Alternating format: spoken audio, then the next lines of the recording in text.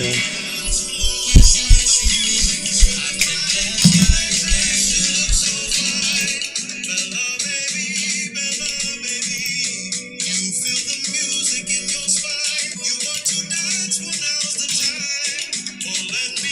Ooh, ah.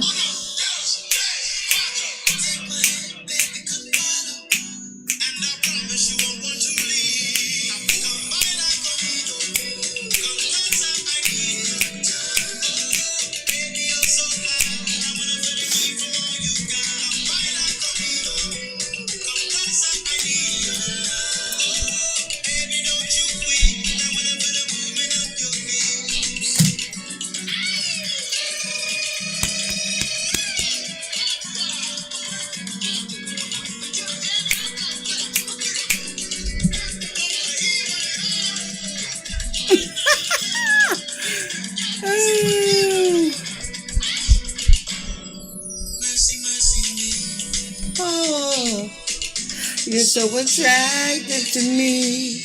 Oh, word.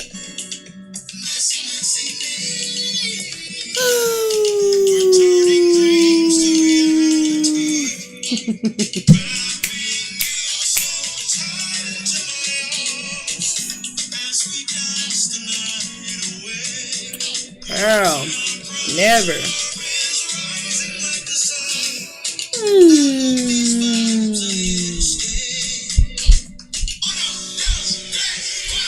Take my hand, baby, come follow.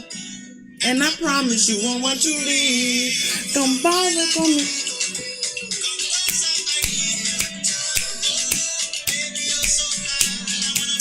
Probably. Okay.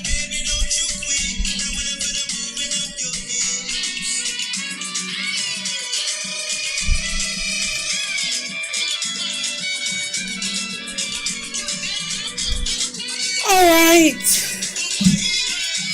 Oh my goodness, where's my brush? I'm so tired of this damn wig. Jesus, Lord, please step your up. But for the time being, honey, Bobby Boss will have to be.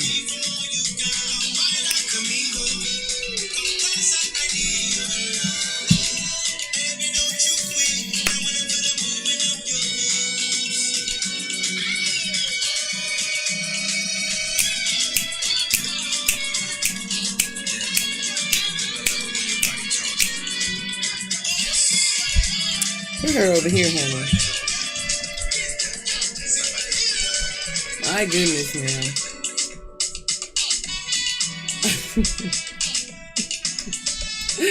You just have to learn to say, so what? Like, please. Let me hear something else to calm my nerves. Death Row Records and Big Please, it's my favorite. This is a Death Row summer. And we're about to get off into this October. All right, y'all. Another hot day in the suburbs. Get a load, girl. We late October, and it's still hot over here. Like, why, God? What you doing? Like,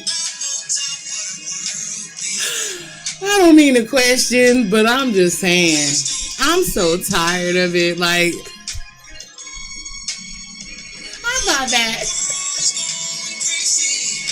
I thought we were coming to an end with this heat. Please, how? It's almost November and it's still hot. Let me shut up. Oh my God, y'all, I'm just so tired of it. I really am. Maybe it's my nerves. Maybe it's my nerves. I don't know. But honey, let me tell you, I'm tired of this damn heat. I really am, man. I really am. It ain't going nowhere no time soon, honey. So I might as well enjoy it, right? That's what it seemed like. Okay, y'all. So, what are we doing today? Oh, yeah. We're supposed to be reacting to some, was it Fatal Breakdown? Turn this off, girl. Turn it off. Let me get into. Oh, shit. Dropping stuff. What did I drop? What was that? I think that was a water bottle, girl. I do not know. Oh my God, y'all. Okay, so let me talk about me real quick. Y'all, I just came from the gym. So that's another thing too. It's probably why I'm still sweating so hard. But I just came from the gym not too long ago. And like I said, or promised, I'm supposed to do a live every day until Sunday. I think, yeah, till Sunday night, because that would complete a week. So here we are. So tonight we are going, since today is Thursday, it is considered Thriller Thursday. So we're going to react to some scary videos. And a person that I happened to be watching the other day, which was named, the channel was called Fatal Breakdown. So basically what they're about, I don't even call them like they do, I don't want to say they do docuseries or anything like that, but basically they pretty much take real life fatal tragedies and they make videos using visual arts, you guys. So basically they explain the tragedy the best way they can using all types of visuals, you guys. That's the best way I can explain it. But anyways, I thought they were pretty good, and I think you guys would enjoy them as well. So I'm going to go ahead and see if we can choose about 3 stories from their channel, because I think they're that good. And I want you to join me. Now, for my snacks for tonight, I know we just came from the gym, but baby, listen, I need something. I got my handy dandy grapes, you know what I'm saying? Because anybody who knows me watching this channel, you should know that I love fruits. So I got some grapes and I got some strawberries. So we finna snack on those. And also I got me some, what's this? Some Flamin' Hot Puff Cheetos. Right. So, and of course I got my handy dandy drink over here. Nothing heavy, y'all. Just, apple juice, of course. So anyways, y'all, let me go ahead and get this started, because I'll be honest with you, I did not prepare y'all at all. But I know I need to start. So here we are. My God, y'all. So warm in here. Jesus Christ. Okay. All right. But that's not going to stop me. Let's just keep on going. All right. Let me go ahead and minimize this really quick. Go here. Boom. And then where is she at? Go. Give me her. I just had her. Hold on. There we go. Did y'all happen to see, what's his name? Schuler King get on Jaheim about his hair? He is... We black people, we cannot skip a day and talk about folks. We really just can't, man. That man just was minding his business. Okay, Schuler could not hold it in, honey. And that ain't even the first time he talked about that dude, okay? But he did not have to get on that man's hairline like that, okay? And meanwhile, Schuler looked like he's just as old as Jaheim. I don't even know. We don't know if he got a frontal or what. But don't be talking about Jaheim like that. He be doing his own thing. Hold on, what is it called? Fatal Breakdown. There we go. Getting on my man's like that. Boy, you better stop. All right, let me bring this on over. Actually, click on the channel first. There we go. And bring this over. All right, y'all. So here it is. And I want to see what types of videos we should get into. Or what? Yeah, no. So basically, they take real life tragedies that happen, and they pretty much explain in depth how it happened. So one of the ones that I seen was called the Nutty Putty incident, and baby, it was so sad and scary, man. And not only that, now listen, they be talking about like real life situations where people probably, I don't know, want to take a hike somewhere up a mountain, go scuba diving, as you can clearly see, or I don't know, explore caves and stuff. Now listen, me personally, I wouldn't say I would never do something extreme as far as like exploring caves. I would say I just have a limit with that. Like, honey, I think that everybody has an intuition to where they can tell whether or not something is too dangerous, okay, to explore, to where, you know what I mean, your senses would go off and be like, you know what, let's not do this. But hey, some people don't believe in that. Some people may not believe in that, y'all. And I don't believe that you should let fear stop you from doing anything. But, at the same time, Still though, honey, trust your gut. If you ever feel like something is too, excuse me, y'all, it's too dangerous, please, man. There's nothing wrong. I'd rather be safe than sorry. I'm gonna just say that. But okay, without further ado, y'all, we finna see how some people died and explain how the tragedy happened. So let's see, what's a popular one? I did I did this one, y'all, as you can see. Well, let me see. Oh, and we did this one too. I forgot I watched that. Okay, honey, it got to getting good. Let me see. What's one we should watch? Let's see. Game gone wrong. 5 girls trapped in the game gone wrong. The Polish escape room. That's 6 minutes. We want something a little longer. Okay, let's do cave diver trapped forever. Ooh, Lord. Ooh. All right, y'all. Let me see. Skip this. When 2 cave divers break the cardinal rule of diving. Let me get my headphones on, honey. All right, y'all. If you don't mind joining me, if you got your snacks or you need to go get your snacks, go ahead and get them. Now, pause the video, you know what I'm saying? But if you don't mind, join me. All right, here we go. Diving. One of them will suffer. Start that all the way over. When 2 cave divers break the cardinal rule of diving. Also, let me know if y'all can hear me too. I know it's late. You know what I mean? Whoever is in here, if you can, let me know if you can hear me. Give me this. Open this up. Put her right there. But so far, I know my last live, honey, my mic was way too loud. But that was because the previous lives were too low. So let me know if it's how the sound is doing. All right, here we go. Oh, play, bro. One of them will suffer catastrophic consequences in a desperate struggle to survive. This is the fatal breakdown of the Agan Afwith tragedy. True cave explorers are a different breed. These adventurers are truly seeking a once-in-a-lifetime discovery by finding passages or caves that have never been seen before. The desire to be the first is enough to propel them into situations that most of us cannot comprehend. Martin Farr and Roger Solari were just this type of caver.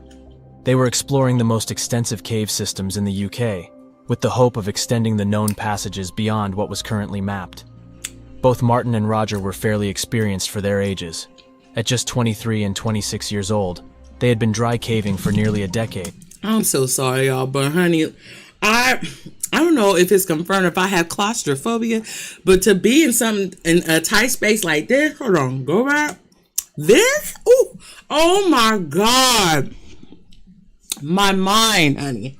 My heart. I would have went crazy. Hold on, let me take this out to say this. First of all, listen, I'm pretty sure it's going to take some proper training to, you know what I'm saying, prepare for something like this. But you know what I mean? And even with proper training, when you actually get in there and you by yourself, or you know what I mean? You ain't got no help with you, maybe your partner or something like that, or someone, maybe 1 or 2 other people, but still y'all can't go in there at the same time. Y'all got to go one by one. You know what I mean? I would still be super. It would take a lot for me to calm down, okay? Because should something go wrong, like getting stuck, oh, yeah, baby, yeah, I takes a lot of balls, honey, to do something like this. Kudos, but baby, hopefully you survive. But let's get back into it. At just 23 and 26 years old, they had been dry caving for nearly a decade, but had only advanced to cave diving in the last 3 years. In 1974, Martin and Roger would be teaming up to expand mapping of the Agan Afwith cave system in South Wales. Recently, a well-known major explorer, John Parker, had left exploration after discovering the existence of a third sump in one of its longest passages. A sump is a tunnel in a dry cave which dips down in elevation and is water-filled. If the sump is very short, cavers may just hold their breath and attempt to swim through. Longer sumps require... Hold your breath and swim through? Like, what if you misestimated the distance? Oh, honey, you too brave. Full scuba diving gear to get through. The complexities and dangers of dry caving are severely magnified when cave diving is added to the mix. Martin and Roger were planning to go beyond the 2 sumps which had previously been discovered and check out the new third sump. What's up, y'all? It's OJ. Cookie Run Tower. I'm just saying, y'all, that's crazy. Okay, so they had to hold their breath because they couldn't take the holes, or the passage was too narrow to carry the scuba diver equipment. Honey, that alone would make me tell you a hell no, okay? Baby, no. See what I'm talking about with the intuition? Baby, that shit would have kicked in so quick. I can't do this, okay? Fuck it, okay, I'm boring as shit. I'll take that, but bitch, I'm alive. I'm just telling you, no shade. Adventures this year. No, and with thank Google you. Play Games, I can sync the game. We can do one, you know what I'm saying? We can do one, and that's only if I see that one. That's only if I see somebody survived, okay? But that's still even a stretch, baby. It would take a lot for me to get down low and get underneath some water. And better hope your ass can swim, because if you can't, I ain't got time to sit there and be catching everybody, okay? Listen, every man for themselves, honey. I'm sorry, I pray for you, but honey, I can't do it. From my phone to my PC. I get the freedom to play on keyboard, mouse. On their planned trip in May, Martin had to go solo because Roger had hurt his knee. God forgive me. A solo trip always comes with more danger because there's no one to help or call for assistance if you get in trouble. Martin knew the risks, but he was determined to get through the third sump to see what was on the other side. Just getting to the third sump was a massive feat in itself. The cave hike through a maze of tunnels, boulder chokes, and squeezes lasts for hours. It's nearly a mile into the cave to come to the 3 sumps. A caver must carry in diving equipment, including a couple of air tanks per person. Each tank has to be pushed through the tight passages and boulder chokes in the main path. A boulder choke is an area where rock falls have blocked. Do you see? Look how tiny the passage is. It's giving me anxiety looking at this, y'all. This is a body cam. And you know how like cameras don't really give you like a full, they don't do justice like what the actual atmosphere looks like. So, you know what I mean? It probably look even smaller. I'm just saying like, oh, I could do it. Honey, you can do that if you have some big titties, honey. I'm just saying. Not to even be on some funny stuff, y'all. I'm just saying, man, please, honey, we got to hike back up. Listen, I could. It just wouldn't be me. The tunnel with large rock which cannot be moved. That's crazy. Smaller pieces have been moved away, leaving a largely blocked path. Cavers would have to push their equipment through the hole, then squeeze and contort their bodies through afterward. This grueling trek would exhaust most men, but not Martin Farr. He was electric with excitement about what might be beyond Sump 3. When he made it to the first sump, he had already traveled over 4,000 feet of tough stoops, low crawls, and tight squeezes in the southern stream passage. Why? Oh.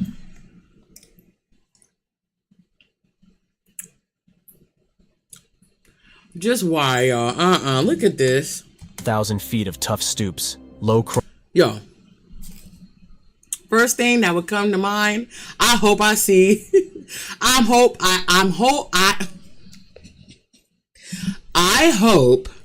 that I will be able to see daylight again. Okay, I'm just saying, look at this.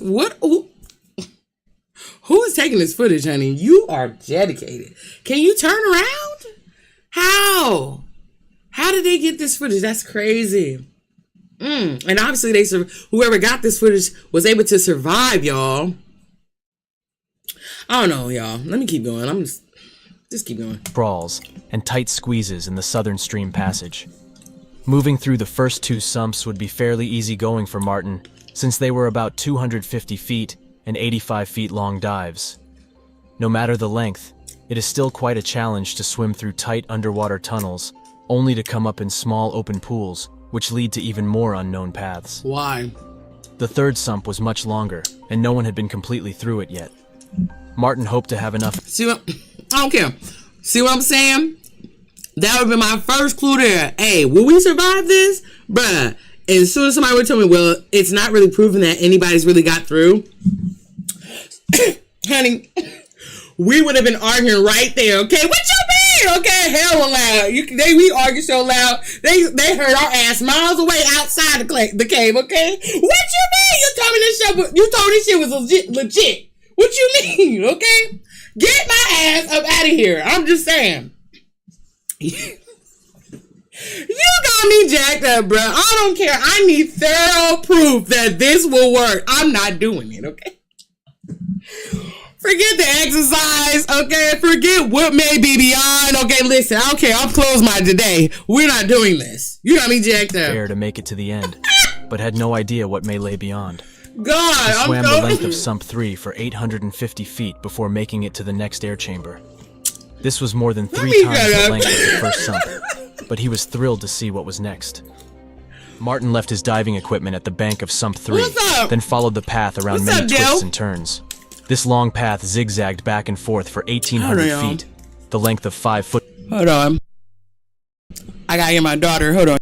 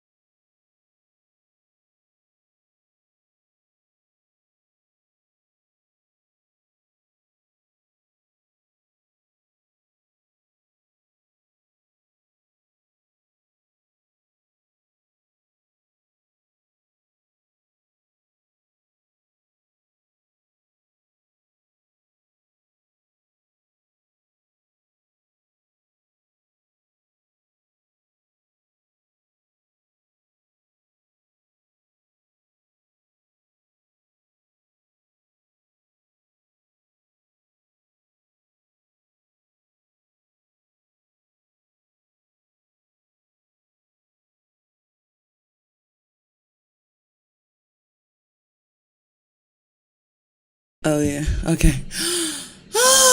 All right. Girl, we finna do this. Okay. I'm so silly, y'all. Okay. All right, let's keep going. Football fields. When Martin came around the next corner, he was amazed to see the pool of another sump. Oh, wow. He knew that he would not be able to enter the water on this visit. His air tank back at Sump 3 would only be enough to get him back through the 3 dives he already had to do to get out of this tunnel. He was a mile away from the exit and would have to spend the next 4 or 5 hours working his way back out. As soon as he was back on the surface, he contacted Roger to plan the next visit. They would need to bring an extra air tank each to explore the 4th sump in this cave system. What'd you say? Are you going to do viewer videos on Saturday? Yes, I am. We surely are, honey. We definitely are. So my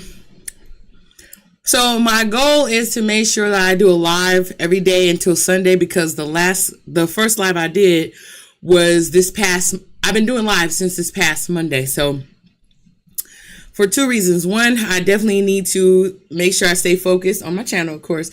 And 2, to get back in my motion, because taking all that time off, y'all, I'm out of my loop a little bit.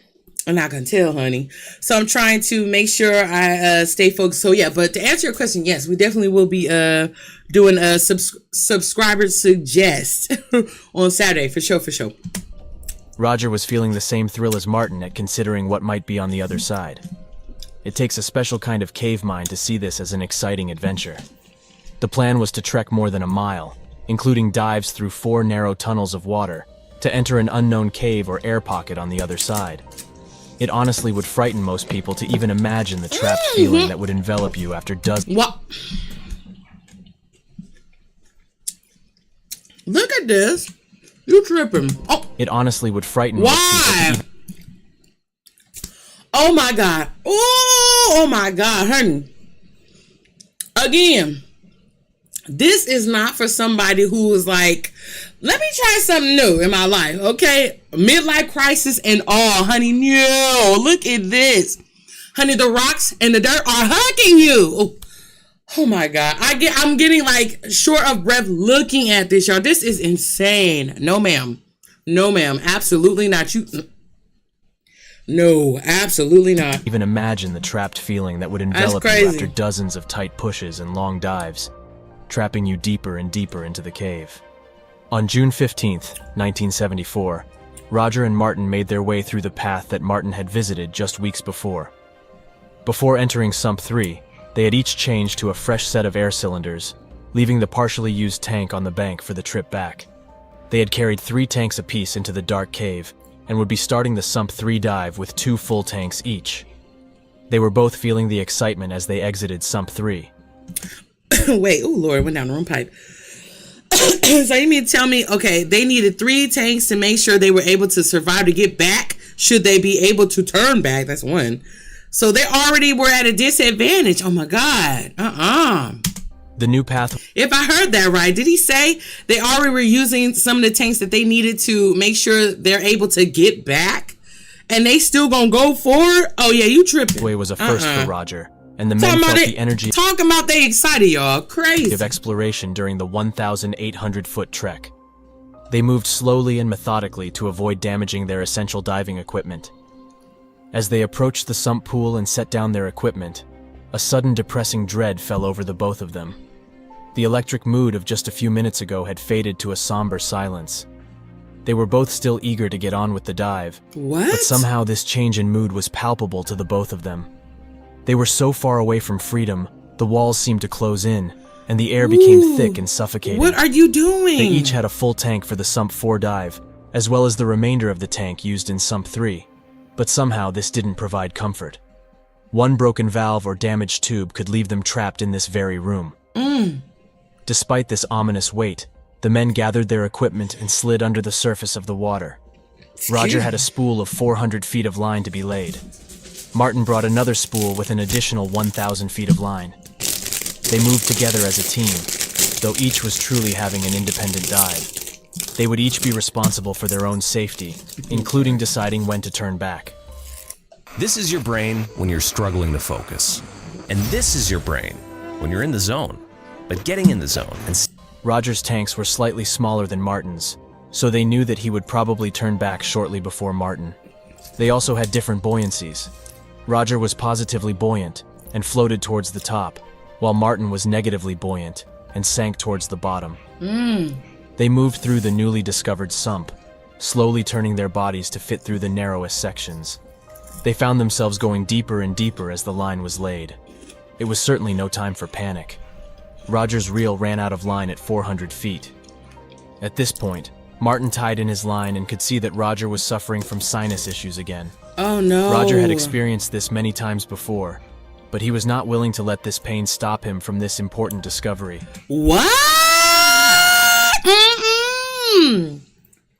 Man, the fact that he said that he was having sinus problems prior to, bro, no, because if that gets in your nose any type of way, irritating, baby, you gonna need a cough, and honey, that was it. Joe, R.I.P. I'm just saying.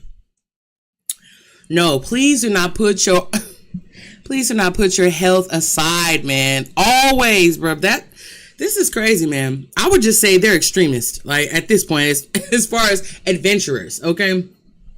That's all I'm saying. Nothing wrong with doing something new. You know what I mean? I don't know, pick up a hobby or two, but this is extreme. I'm saying though, they just said, what did they say? Rarely people get past it, and that's if they were even telling the damn truth. You know, people be lying. But I'm sorry, honey, to put my health aside just to prove to myself I'm brave? You gotta survive to tell the story. That's crazy. He pressed on and followed as Martin laid the next 100 feet of line. During this portion of the dive, Martin was consciously breaking the cardinal rule of diving. The rule of thirds was established as a safety threshold for when to turn back in a dive. If you use 1/3 of your air going out on a dive, you would need to use 1/3 coming back. Then keep 1/3 in reserve for emergencies. He had already used his first third of air and should have turned back when Roger's line ran out. Knowing that Roger had less air, he assumed that Roger had reached thirds and was already headed back to the water surface of Sump 4. But Martin's curiosity had gotten the better of him. In a dangerous move, he pushed on until he came to a gravel wall of rock. What? Hard-headed. Hard-headed. Straight hard-headed. See, listen, that's on you. I don't know, man. Because to tell somebody they shouldn't, let fear get in the way, it kind of sounds closed-minded, y'all, but I'm just saying, like, there's a reason why people tell you, like, you know, if you if something seems a little too dangerous, probably 9 times out of 10, if you have that gut feeling, it probably is. But, and he did this on his own free will, honey. Didn't nobody force him. This seemed like clear evidence that he may be coming to the end of the sump, and an air pocket would be above. He planned to follow the wall up and catch his breath in the air pocket before turning back. He was well past the halfway mark for his tank, and this left him in a dangerous position. If it took him more than half the tank to make it this far, he would need nearly as much to get back. He quickly moved up the wall until his depth meter showed that he was at just 3 feet from the surface. His hopes were instantly dashed. There was nothing but a rock ceiling above him. He knew at this moment that he should turn back to go, but the path led off to the right, and he hoped that there might be air just beyond this outcropping of rock. Oh no, He pulled himself along another 30 feet before realizing it was a dead end. Boy. There was no air pocket. He turned back the way he came and could see up ahead at the junction that Roger was near the top of the passage, looking rather shocked. Martin made quick signals that they must head out immediately. The anguished look on Roger's face may have been a stunned realization that he might not have enough air to make it 500 feet back to the water's surface. He was likely looking for the same pocket of air that Martin expected to see. What I don't get is how could they make that, how did they come to that assumption that there was? That means whoever made that map was a fucking bold-faced lie. Oh no, y'all. This is crazy. See where I'm talking about people be lying? Oh, just to let, or I don't know, y'all. Maybe some sort of natural disaster happened to where the water, I don't know, rose up. But even still, like, I mean, it hasn't been updated. They didn't check that before they left. You know what I mean? That's crazy. They were both surprised to find that the sump did not end with a new cave or pocket of air. Martin quickly moved down to the bottom of the passage and followed the line out towards the exit. He had only gone about 130 feet back towards the exit when his tank came to its end. He tried to calmly switch to his reserve tank, but a quick calculation showed that he would barely have enough to make the next 300 feet in this sump, as well as the 850 feet in sump 3. He had a partial tank between sump 2 and 3, if only he could make it that far. He came up in the sump 4 pool with the relief that only a full room of air could provide. He checked his gauge to see how much air was left, and it would barely be enough to dive through the next sump. It was a frightening realization how close he was to a sure emergency. But it still wasn't over. While he waited for Roger to make it to the surface, Martin exited the water and sat on the bank to settle his nerves. Martin knew that Roger had even less air than he did, so if he didn't surface in the next few minutes, it would be devastating. 10 minutes passed, and then 20. He was coming to the realization that if Roger did make it out of sump 4, he wouldn't have enough air to get through sump 3. Minute after minute passed, with no ripple or bubble in the water. All was perfectly still. After an hour, Martin was sure that Roger would have been out of air, and there did not seem to be any air pockets in the sump. Martin stepped into the water and pulled the guideline to make it tight. He pulled, and then it was clear. The line was no longer connected. Martin reeled in the line until he came to an end where the line had been cut clean. Oh no! It was at the 430-foot mark on the line, which meant that Roger was on his way back from the 500-foot mark where he'd last seen him. This was probably the point where Roger needed to switch tanks. He floated to the top and had to put his arm through the line so that he wouldn't lose it. Switching tanks in 19... Could you imagine, like, swimming knowing you probably about to die? Oh my God. Woo-wee. This is creepy, y'all. This is eerie. This is absolutely crazy. Ooh-wee. 1974 was not a simple task. The equipment was ill-designed, and locating the valve for a swap might require removing tanks and twisting your body to find the right piece. When a tank was running low on air, the diver would have to literally suck the air out in a stressful and uncomfortable effort at breathing. These circumstances could have easily led to Roger being tangled in the line. I'm saying he would have been better off trying to swim his way through without all that shit on. But then even still, he had a whole nother, what do you say, a sump to get through, even if he were to survive sump 4? Man, that's crazy, y'all. Wouldn't be me. He would have been forced to quickly cut the guideline in order to get moving. In the desperate struggle to get air, he could have easily proceeded in the wrong direction. Now, keep in mind, this is all because he We're talking with food in our mouth, girl. We so sexy. Anyway. This is all because he made the assumption that he would see a new passageway when he went forward. Remember I told y'all earlier he went on his own accord? He was supposed to turn back. He did not listen. He did not listen. Man. With no guideline and silted passages. Exactly what caused him to run out of air in that tunnel is unknown. It is certain that he would have been stressed and struggling to find any pocket of air in order to breathe. The devastating reality was that he did not find it.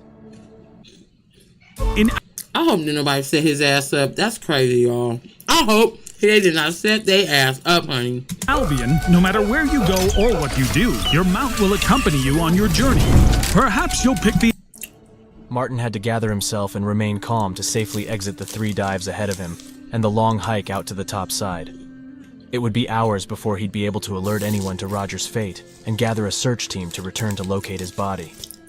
The devastating reality is that if they had followed the rule of thirds, Roger would still be alive. If Roger had gotten tangled or gone the wrong way with a half a tank of air remaining, he could have had an opportunity to reorient himself and still make it out safely.